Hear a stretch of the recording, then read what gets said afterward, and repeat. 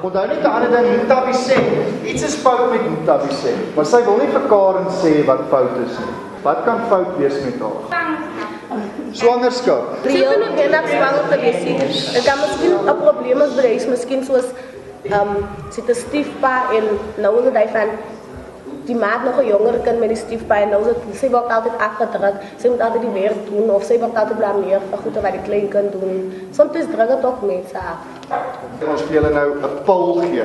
Met ander woorde, wat moet volgende gebeur? En ons gee vir julle 3 moontlikhede. Een van die moontlikhede wat ons vir julle gaan gee met hierdie een wat môre uitkom is iets het gebeur by 'n partytjie waar Mutabi Seng was. As sal 'n ou vir 'n meisie en haar drankie iets gooi?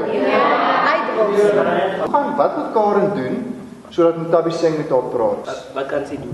Sy kan haar vriend hoor, bijvoorbeeld, mag ook een probleem doen, lieve, dan vertel je. Dan neem ik nog een makkelijk voel om te zeggen, ik vertel je mijn problemen, dan neem ik het voel. Ik kan ook die persoon die problemen vertellen. Dan weet je me nog die vertrouwen. Maar wat zie jij? Ik meneer, ik zal een vriend zeggen, of je neemt, because die is daar die leven met de mensen, niemand trust.